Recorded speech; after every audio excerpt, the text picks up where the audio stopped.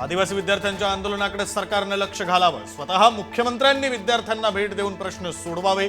लोकसभेचे विरोधी पक्षनेते राहुल गांधींचं मुख्यमंत्री फडणवीसांना पत्र, तर राहुल गांधींना उशीर झाला, अशोक उईकेंचं उत्तर.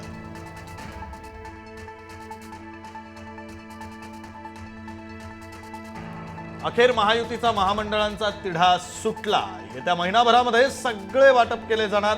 समन्वय समितीच्या बैठकीत फॉर्म्युला ठरला. 170 महामंडळांमध्ये तब्बल 600 पेक्षा जास्त सदस्यांची निवड होणार.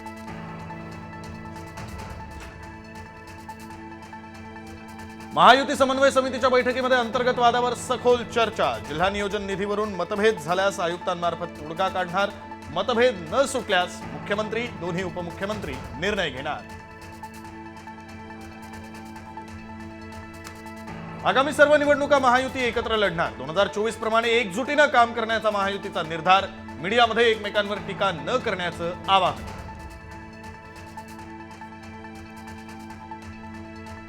मुंबई भाजपच्या बैठकीमध्ये खडाजंगी. बैठकीत महापौर रितू तावडे आणि शिक्षण समिती अध्यक्ष शिरवाडकरांमध्ये जुंपली.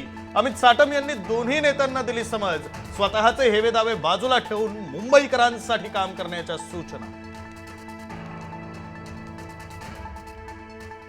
अमरावती अग्नितांडव प्रकरणी 21 ऑगस्टलाच फायर ऑडिटची मुदत संपली होती. अमरावती जिल्हा स्त्री रुग्णालयातील धक्कादायक प्रकार. व्हेंटिलेटरमध्ये स्फोट होऊनही अलार्म वाजला नसल्याची माहिती.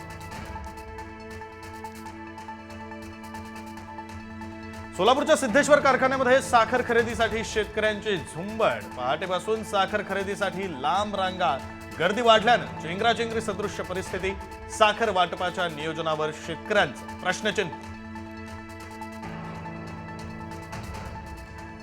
लासलगावातील कांदा आता देशभरातील महागाईला रोखणार. कांद्याच्या दरावर केंद्राची थेट नजर.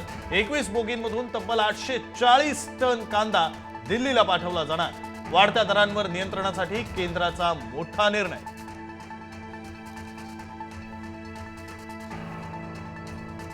केंद्र सरकारनं कच्च्या साखरेच्या आयातीचे नियम बदलले. शुद्ध साखर आता 2 महिन्यांच्या आत विकावी लागणार. आयात केलेली कच्ची साखर 2 महिन्यात विकावी लागणार. कांदिवलीमध्ये अन्न भेसळीचा धक्कादायक प्रकार उघडकीस. हिरव्या रंगाच्या पाण्यात पांढरे वाटाणे बुडवल्याचा आरोप.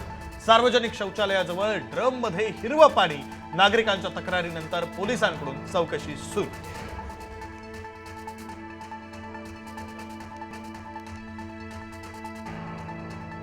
राज्यात आजपासून पुढील 3 दिवस पावसाचा जोर. मुंबई, ठाणे, पालघरला मुसळधार पावसाचा इशारा.